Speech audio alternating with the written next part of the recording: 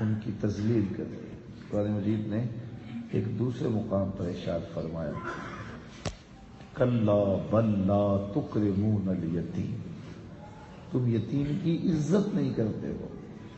کبھی کبھار کھانا تو دے دیتے ہو ظاہر ہے، لیکن اس کی تکریم تمہارے دل میں نہیں، اور دھکے دیتے تھے یتیم کو.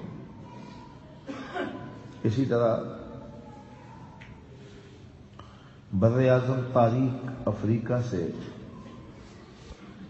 جہازوں کے جہاز بھر کے لائے جاتے، انہیں غلام بنا لیا جاتا اور پھر ان کو دنیا کی منڈیوں میں بیچا جاتا. یہ عید قربان کے موقع پر آپ دیکھتے ہیں کہ جب جانوروں کی خریداری ہوتی ہے تو ان کی کمر ٹٹول کے دیکھتے ہیں کہ یہ کس وزن کا ہوگا، اس کے دانت کھول کے دیکھتے ہیں کہ یہ کس عمر کا ہوگا. انسانوں کی منڈیوں میں غلاموں کی پیٹھ پر بوجھ رکھ کے ان کو چلا کے دیکھا جاتا یہ کتنا بوجھ اٹھا سکتا ہے تاکہ اس کی بولی دی جا سکے. انسان بکتے تھے منڈیوں میں، پھر وہ نسل در نسل غلام ہوتے تھے. پھر غلام کی جو اوقات تھی کہ وہ اپنے آقا کے برابر نہیں بیٹھ سکتا تھا. غلام، اقبال نے کہا تھا نا، غلامی کیا ہے ذوق حسن و زیبائی سے محروم، جسے زیبا کہیں آزاد بندے ہے وہی زیبا. بھروسہ کر نہیں سکتے غلاموں کی بصیرت پر کہ دنیا میں فقط مردان حر کی آنکھ ہے بینا. غلام کی کوئی بصیرت نہیں تھی، اس کا کوئی حق نہیں تھا. بیوائیں ذلت کی زندگی کاٹتی تھی، ماں ترکے میں بٹتی تھی، بیٹیاں زندہ درگور کی جاتی تھی، باپ اپنے ہاتھوں سے زندہ درگور کرتا. ایک شخص اسلام لانے کے بعد عرض گزار ہوتا ہے جاہلیت کے زمانے کی دو باتیں ہیں، ایک بات یاد آتی ہے تو ہنسی نہیں تھمتی، اور ایک بات یاد آتی ہے تو آنسو نہیں رکتے. پوچھا وہ دو باتیں کون سی ہیں؟ کہا وہ بات جس سے ہنسی نہیں تھمتی وہ یہ ہے کہ میں نے لمبے سفر پہ جانا تھا اور میں نے اپنے ساتھ بت رکھا تو وہ سامان بوجھل ہو گیا، تو آٹا یا ستو گوندھ کر کے اس کا ایک بت بنایا اور اس کو دھوپ میں رکھ کے خشک کر لیا اور سامان میں باندھ لیا. راستے میں پوجا پاٹ بھی چلتی رہی. جو توشہ سفر تھا جب ختم ہو گیا، کیونکہ وہ اندازہ سفر کے مطابق تھا، سفر کوئی 2 دن اوپر چلا گیا، تو ایک آدھ دن تو بھوک کاٹی، لیکن جب منتڑیوں میں بل پڑنے لگے تو مجبور ہو کے بیگ میں ہاتھ ڈالا اور اپنے معبود کو نکالا، پتھر پہ رکھ کے کوٹا، پھر اس کے اندر پانی ڈالا اور اس کو گوندا، پھر روٹی پکائی، اور پھر میں نے اسے کھاتے ہوئے کہا میرے معبود اب کام نہیں آئے گا تو کب آئے گا، اب تو بھوک سے میری جان نکل رہی ہے. تو کہا آج اس بت کی بے بسی یاد آتی ہے تو ہنسی نہیں تھمتی. اتنا بے بس معبود تھا جو اپنے پجاری سے یہ بھی نہیں کہہ پا رہا تھا کہ میرے پہ ترس کھاؤ، آخر تمہارا معبود رہا. تو اس کی بے بسی یاد آتی ہے تو ہنسی نہیں رکتی. اور میں نے ایک لمبے سفر پہ جانا تھا، اپنی بیوی کو حمل میں چھوڑ کے چلا گیا. کئی سالوں کے بعد واپس پلٹا تو میرے بیڑے میں ایک بیٹی کھیل رہی تھی. میری بیوی نے اس ڈر سے کہ میں زندہ درگور نہ کر دوں اسے، اس بیٹی کے لہجے میں میرے لیے بہت سارا پیار رکھ لیا، توتلی زبان پر محبت کے لفظ رکھ لیے. اور میں جب کئی سالوں کے بعد واپس پلٹا تو اس کو شدت سے میرا انتظار تھا. ماں نے پیار سکھایا ہوا تھا، وہ جس طرح چندہ ماموں کہہ کے ماموں کا پیار سکھا دیا جاتا ہے، تو باپ کا پیار سکھایا ہوا تھا بیٹی کو. اور جب میں آیا گھر میں تو بیٹی میری ٹانگوں سے لپٹ گئی اور یا آباتا ہو کہہ کے مخاطبہ کرنے لگی. میرے سینے میں پتھر بھی ہوتا تو وہ بھی پگھل جاتا، لیکن میں اتنا سنگ دل تھا کہ میں نے عزم کر لیا کہ اس کو جلدی جلدی زندہ درگور کر دوں گا. اور میں اس کو باہر لے گیا اور گڑھا کھودنے لگا. اس کو نہیں پتا تھا کہ میرا باپ یہ کس لیے گڑھا کھود رہا ہے. جب میں پسینے سے شرابور ہو گیا تو وہ آگے بڑھی اور اپنے دوپٹے کے کونے سے میرے ماتھے کا پسینہ صاف کرنے لگا، لیکن میرے دل میں پھر بھی رحم نہ جاتا. تو وہ بار بار مجھے کہتی کہ اتنی مشقت اٹھا رہے ہو. تو میں دل پھر بھی سخت کر کے اس کے لیے گڑھا کھودتا رہا. خیر میں نے گڑھا کھود لیا، اور میں جب گڑھے سے باہر نکلا تو اس نے سکھ کا سانس لیا کہ میرے باپ کی مشقت ختم ہوئی ہے. لیکن اسے نہیں پتا تھا کہ اب اگلی مشقت کس کی شروع ہونے والی ہے. تو باہر نکل کے میں نے اس کو اس گڑھے میں دھکا دے دیا، اور وہ پھٹی پھٹی آنکھوں سے مجھے دیکھنے لگی، اور میں مٹی ڈھیلتا رہا. وہ چیختی، وہ روتی، وہ ننھے ننھے ہاتھ جوڑتی، مجھ سے معذرتیں کرتی، لیکن میں مٹی ڈھیلتا رہا. حتیٰ کہ مٹی کے نیچے دب گئی تو تڑپنے کی وجہ سے کبھی اس کے ہاتھ باہر آتے، لیکن میں پھر اوپر مٹی ڈال دیتا. کتنے دردناک لمحے ہوں گے.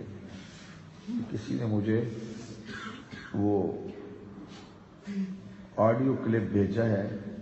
یہ آخری لمحے، یہ جو بد نصیب جہاز کرش ہوا ہے، اس میں لوگوں کی چیخ و پکار ہے جب وہ بالکل زمین کی طرف آ رہا تھا، اور لوگوں کو تقریباً یقین ہو گیا تھا کہ اب ہم موت کے منہ میں جا رہے ہیں. تو پھر جو چیخ و پکار تھی لوگوں کی، اس کی آڈیو آئی ہے تو وہ سنی نہیں جا رہی. تو کیا منظر ہوتا ہوگا جب بیٹی کو گڑھے میں ڈال کے سکا باپ مٹی ڈال رہا ہوگا.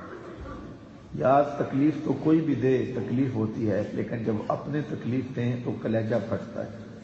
تو سکا باپ، تو بیٹی کی آنکھیں پھٹی کی پھٹی رہ گئی کہ یہ سفاک اسے کیا کر رہا ہے. لیکن میں مٹی ڈالتا رہا تاکہ اس کو مٹی میں نے ڈال دیا. آج اسلام لایا ہوں تو اس کی چیخیں مجھے سونے نہیں دیتی. اور وہ یہ سنا رہا تھا تو حضور کی آنکھوں میں آنسو تھے.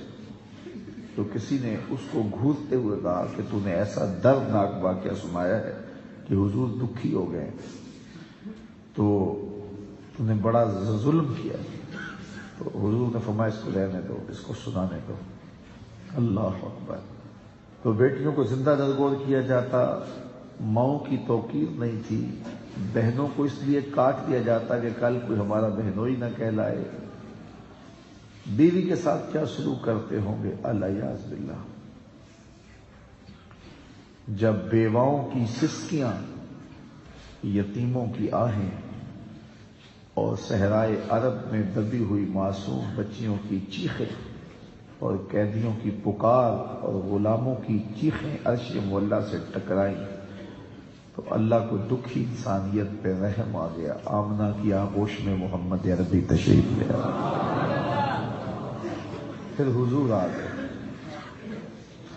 ناگہاں ساکن ہواؤں پر روانی آ گئی، اور چمن کے پتے پتے پر جوانی آ گئی.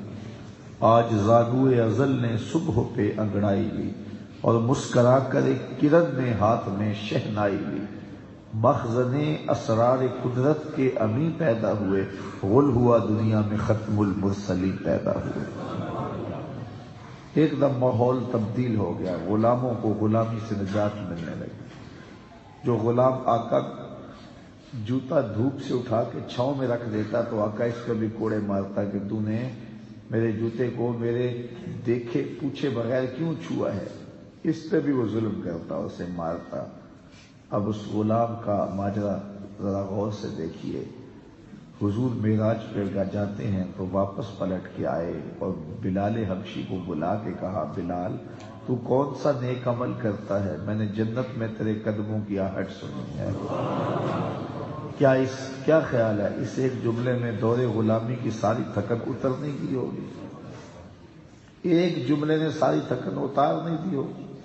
جو آقا کے جوتے بغیر اذن کے چھونے کی طاقت بھی نہیں رکھتا، چھونے کی اجازت نہیں جسے ہوتی، جو آقا کے جوتے بغیر اذن کے چھو نہیں سکتا، اس کو دو جہاں کا سردار کہہ رہا ہے میں تیرے قدموں کی آہٹ کو جنت میں سنا. اللہ اکبر. وہ ماں جو منڈی میں بکتی ہے حضور نے جنت کھینچ کے اس کے قدموں میں رکھ دی. اللہ اکبر. وہ بیٹی جو زندہ درگور ہوتی ہے. میرے اور آپ کے آقا و مولا نے ایک جملہ ارشاد فرمایا, ذرا اس کو اس پہلو اور تناظر میں دیکھیں.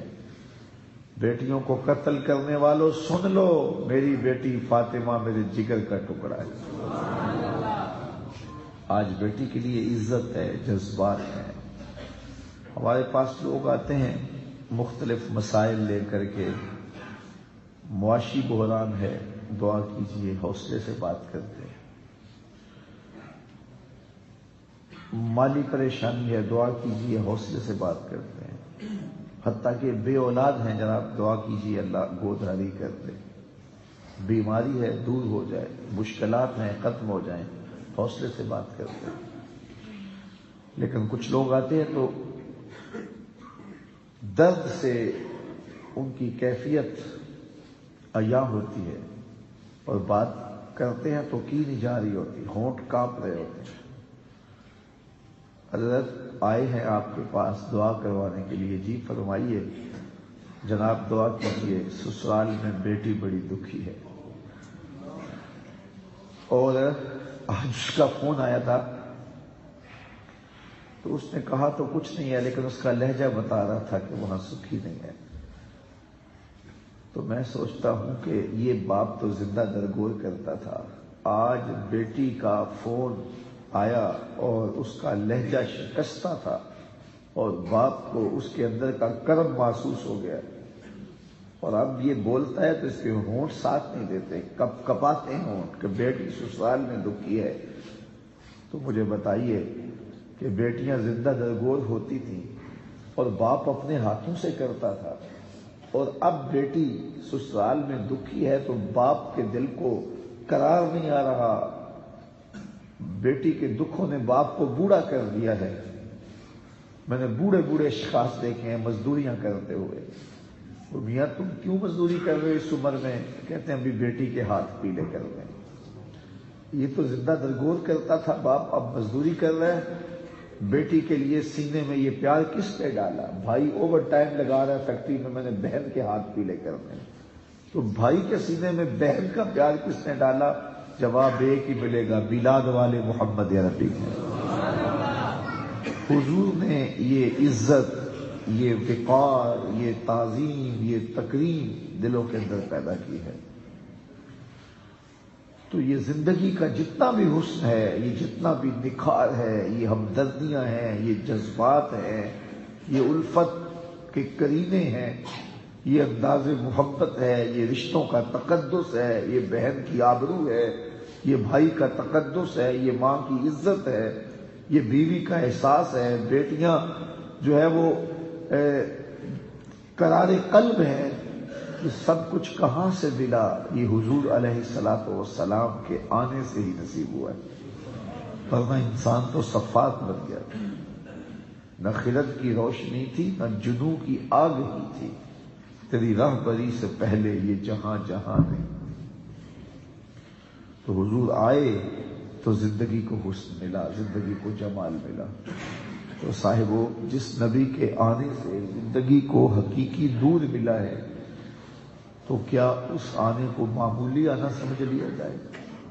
اس جشن بہارا کو عقیدت و احترام کے ساتھ منائیے گا اور اس کے تقاضوں کے ساتھ منائیے گا. گلی گلی حضور کے نام کی محافل برپا کیجیے. درود و سلام کے گجرے بارگاہ ناز میں پیش کیجیے. عقیدتوں کا اظہار کیجیے. حضور کی بارگاہ میں اپنی محبتیں پیش کیجیے.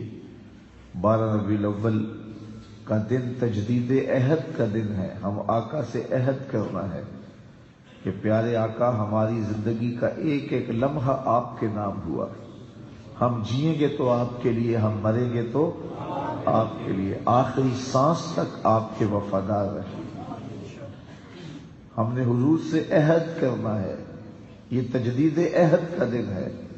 حضور علیہ الصلوۃ والسلام کے ساتھ وفا کے عہد کا دن ہے کہ ہم اپنی زندگی آپ کے نام کرتے ہیں اور ایک ایک سانس آپ کے دین کے لیے وقف کرتے ہیں. جو دین آپ لے کر کے آئے اس دین کو غالب کرنے کے لیے انتھک محنت کریں گے اور اپنی صلاحیتوں کو اس راستے میں لگا دیں گے اور اپنے آپ کو وقف کر دیں گے خدمت دین متین کے لیے. اپنا سب کچھ حضور کے لیے پیش کرنے کا عزم کریں. صرف جھنڈیاں لگا دینے سے، چراغاں کر دینے سے حق ادا نہیں ہو جاتا. ضرور لگائیں جھنڈیاں، چراغاں بھی کریں، لیکن حضور علیہ الصلوۃ والسلام کی محبت کا حق یہ دو کام کرنے سے ادا نہیں ہو جائے گا. میں تو کہا کرتا ہوں کہ جس طرح گلیوں کو صاف کر رہے ہو، کوئی جھاڑو لے کے دل نگر میں بھی آؤ. حسد، حقد، کینے، بغض، نفرت کتنے کتنے ڈھیر پڑے ہوئے ہیں دل کی گلیوں میں. آؤ کوئی جھاڑو لے کر کے ذرا دل کو بھی صاف کرو. بازاروں میں جھنڈیاں لگانے والوں، دل کے ایک ایک پرت پہ نام محمد کی جھنڈی بھی لگاؤ. چھتوں پہ چراغاں کرنے والوں، دل کی گلیوں میں کہیں اندھیرا نہ رہ جائے. تو آؤ دل کو صاف کرو، جھنڈیاں بھی لگاؤ، چراغاں بھی کرو، پھر مصطفیٰ پہ درود پڑھو. یاری لا تو پاک نبی سنگ، اے پر پوری یاری، پھر درود قبول ہے تیرا لاکھ نالو ایک باری.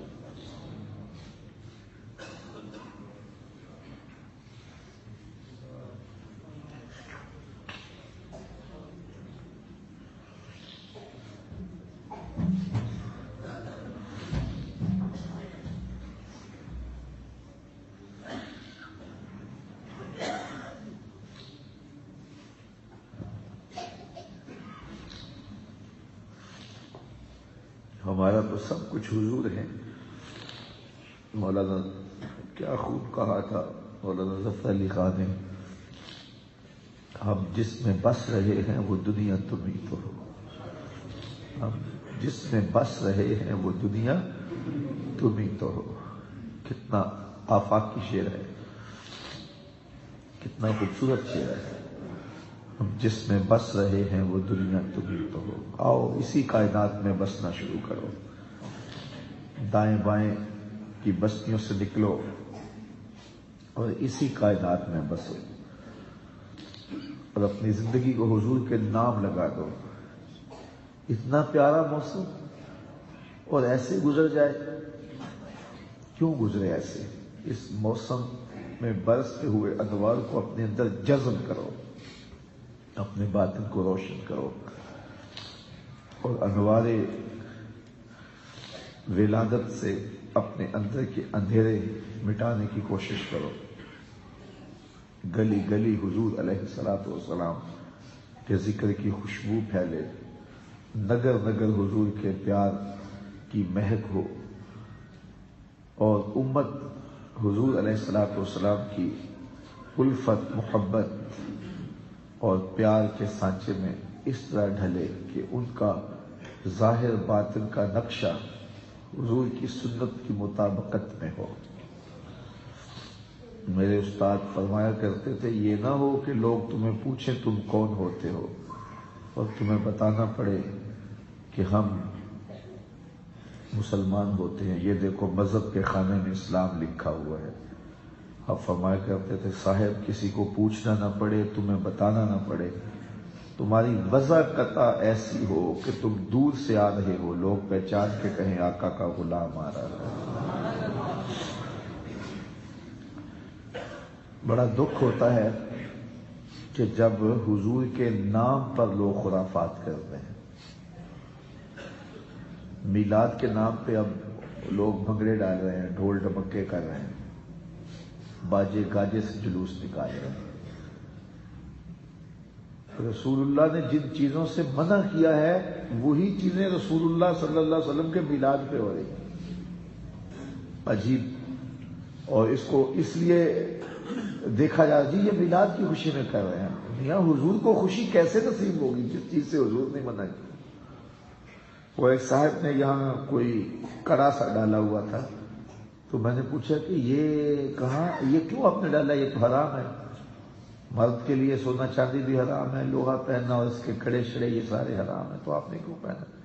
وہ کہنے لگا جی یہ مدینے شریف سے آیا. میں نے کہا مدینے والے نے تو منع کیا, ہم نے تو منع نہیں کیا, یہ تو مدینے والے نے منع کیا. تو میلاد کے نام پر خرافات کی جائیں اور یہ دھوم دھڑک کے اس انداز سے شریعت بیضاء کی مخالفت ہو رہی ہو, ادھر نمازوں کا وقت ہو اور ہم بازار میں جھنڈیاں لگا رہے ہوں, تو اس سے تو حضور راضی نہیں ہوں گے. اذان پکاری جا رہی ہو تو سارے کام چھوڑ کے تم کاروبار چھوڑ کے آ جاؤ مسجد میں, تو یہ کیا دین ہوا؟ اسی طرح جلوسوں کے اوقات بھی ایسے ہونے چاہیے کہ نماز ضائع نہ ہونے پائے. محافل اور مجالس کے اوقات ایسے ہونے چاہیے کہ نماز نہ ضائع ہونے پائے. ساری رات اگر محفل کرتے رہے اور فجر کی نماز کے وقت جا کے سو گئے تو ساری رات جاگنے کا فائدہ کیا ہوا؟ اس لیے یہ جو موسم ہے اس کو خوبصورتی کے ساتھ بسر کرے. ہوا اس طرح ہے کہ یہ جلوس یہ جلسے ان لوگوں کے ہاتھوں میں آگے ہیں جو غیر عالم ہیں, اور وہ اپنی مرضی سے پھر ان کو جس طرح مرتب اور منظم کر لیں. تو کم از کم علماء کی قیادت میں جلوس نکلنے چاہیے اور جو وہ بتائیں اس کے مطابق لوگ عمل کریں. اسی طرح جو جلسے ہیں یہ بھی علماء کرام کی زیر نگرانی ہونے چاہیے, اور جس طرح پھر وہ بتائیں اس کے مطابق ان کو مرتب منظم کیا جائے. لیکن وہ ہر محلے سے ہر گلی سے 15 لڑکے جڑ کے ایک بزم بن جاتی ہے اور پھر وہ اپنی مرضی کے ساتھ جو چاہتے ہیں وہ کر لیتے ہیں. نوجوانوں کو جڑنا چاہیے, جگہ جگہ حضور کے نام کی بزمیں بننی چاہیے, لیکن سرپرستی کسی عالم دین کی ہونی چاہیے, اور وہ جو بتائے اس کی بالکل مطابقت کے اندر وہ منظم اور مرتب کریں. کوئی بھی اجتماع ہے یا جلوس ہے, نہ کہ اپنی خواہش کے مطابق جو مرضی جو چاہے جو بھی ڈال لیتا ہے, ایسا نہیں ہے. اسی طرح اس کی فنڈنگ کا بھی طریقہ جو ہے وہ خوبصورت ہونا چاہیے. آپ مخیر حضرات سے اہل محبت سے فنڈنگ کریں, اور یہ خوشی کے سودے ہیں. ہمارے اوپر واجب نہیں ہے کہ ہم نے اتنا زیادہ ہی کرنا ہے, جتنا ہو سکتا ہے آپ سے اتنا کر دو. کہ گلیوں کے اندر رسیاں باندھ کر کے ناکے لگا لینا اور پھر اگر کوئی نہ دے تو اس کو ملامت کرنا اور جو ہے وہ اس کی تذلیل کرنا, تو یہ کہاں لکھا ہے؟ کیا یہ رسول کریم کی تعلیمات ہیں؟ یہ خود ساختہ مزاج ہے قوم کا. تو خدا را اس پہ غور کریں, اس پہ تدبر کریں, اور اپنی محافل کو بھی اس موسم میں مرتب کریں, مجالس کو بھی مرتب کریں, اور جلوس جو گلی گلی نکلیں گے ان کو بھی مرتب کریں, ان کو بھی منظم کریں, اور درود و سلام کے ماحول میں حضور کا میلاد منائیں. ہم جب چھوٹے ہوتے تھے تو ہم دیکھتے تھے کہ جلوس کے ساتھ لوگ درود پڑھ رہے ہوتے تھے, رو رہے ہوتے تھے. اب جو ہے وہ مزاج لوگوں کا آہستہ آہستہ بدل رہا ہے, مرور زمانہ کے ساتھ بہت کچھ بدل گیا ہے. تو کم از کم یہ روحانی اجتماعات ان کو تو اپنی اصلی روح کے ساتھ منعقد ہونا چاہیے. تو میں آپ سے گزارش کروں گا کہ آپ اپنے گھروں میں حضور کے درود کی محافل منعقد کریں. میلاد کے موسم میں کوشش کریں کہ ہماری ہمسائیگی میں ہمارے رشتہ داروں میں کوئی بے نماز نہ رہے, تاکہ جو ہے وہ حضور کے میلاد کے صدقے حضور جو تحفہ لے کر آئے ہیں وہ تحفہ آپ لوگوں تک پہنچائیں. میں ایک بات کہا کرتا ہوں, وقت زیادہ نہیں ہو رہا تو, کہ کسی یہ جو میلاد عربی زبان کا لفظ ہے نا, اس کو انگلش میں کیا کہتے ہیں؟ Birth day. اردو میں یوم پیدائش کہہ لیتے ہیں اور انگلش میں برتھ ڈے کہتے ہیں. تو کسی کی برتھ ڈے پہ جب آپ جاتے ہیں تو تحفہ لے کے جاتے ہیں یا خالی ہاتھ ہی جاتے ہیں؟ ہمیشہ تحفہ لے کے جاتے ہیں نا. اور تحفہ کون سا لے کے جاتے ہیں؟ جس سے وہ خوش ہو. بچہ ہو تو کھلونے لے جاتے ہیں, بڑا ہو تو کتابیں لے جاتے ہیں, مٹھائی لے جاتے ہیں, پھول لے جاتے ہیں. کبھی ایسا تو نہیں ہوا کہ کوئی 80 سال کے بابے کی سالگرہ ہو رہا آپ کھلونے لے کے جا رہے ہیں؟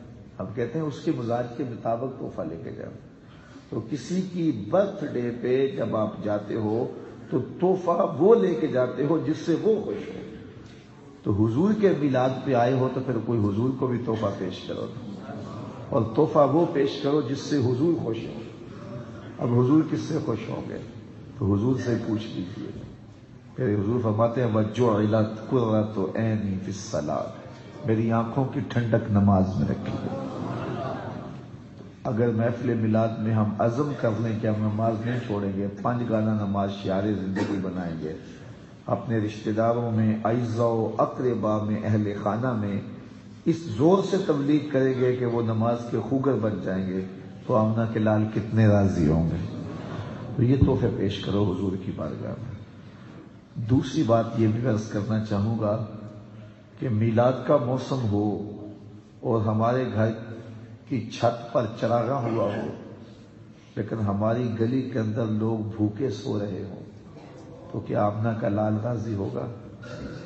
ایسا کرے، اپنے رشتہ داروں اور اپنے اہل محلہ کے غرباء کی فہرست بنائیں اور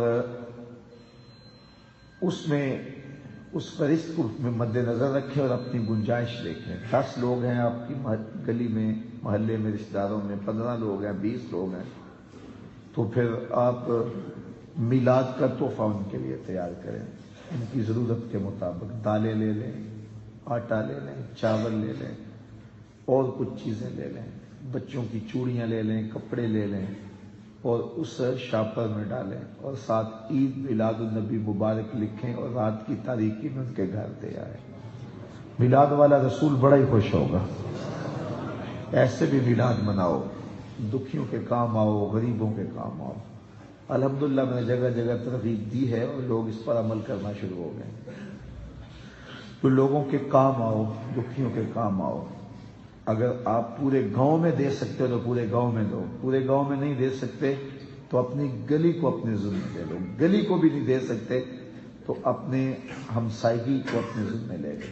ہر بندہ کہ اتنے پیسے ہم میلاد النبی کے نام سے خرچ کرتے ہیں، تو اگر غرباء کے لیے، مساکین کے لیے اپنی رقم کو مختص کرے میلاد النبی کے نام سے۔